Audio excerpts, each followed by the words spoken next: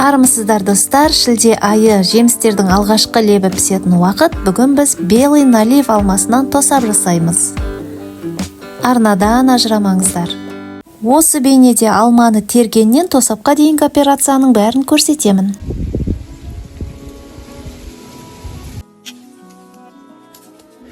Мінекей достар, бір алма терсем 3 алма түсіп жатыр.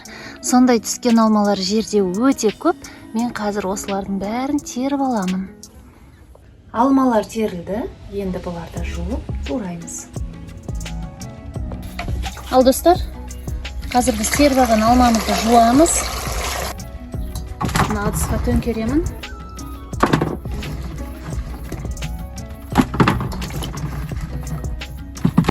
Мынандай жапырақтарын турамаймыз ғой. Мына алманың өзі тураған кезде таза жерлерін ғана алып тураймыз. Себебі бұл қысқа сақталатын тосап. Енді бір-бірлеп алып алмамызды тураймыз.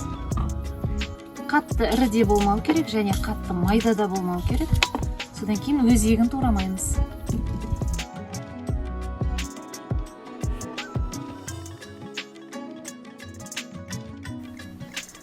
Алма туралып болды. Енді бұл керсендегі алманы мен 2 кастрөлге бөліп саламын. Мінекей достар, алмаларды 2 кастрөлге бөліп салдым. Енді бұларға 1 килограммға 700 граммдай есебімен қант қосамын. Мына кішірек кастрөлде менде 1 килограмм тұр, ал үлкенірек кастрөлде 1 килограмм 800 грамм тұр. Достар, осындай балдан босаған шелек бар.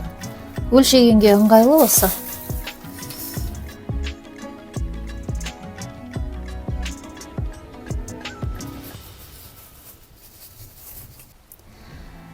Достар, міне қант себілді.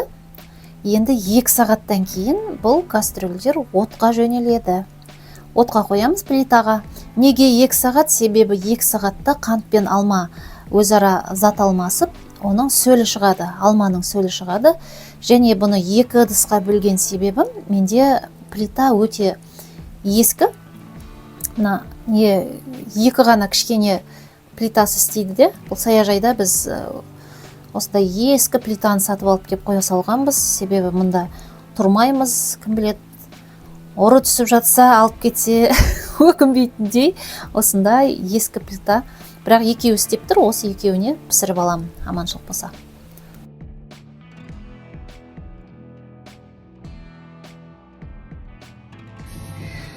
Достар, мінекей 2 емес, 2,5-дай уақыт өтті, 2,5 сағаттай.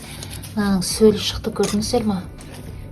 Бұл алманың қаттылығына да байланысты болады. 2 сағатта шығады кейбір алмаларға, кейбір алмаларға 3 сағатта шығады. Тіпті шықпай бара жатса, осы қантты езіп, жаңағы сироп жасап алып, алманың үстіне құйып жатады. Енді бұны мен қазір отқа қоямын.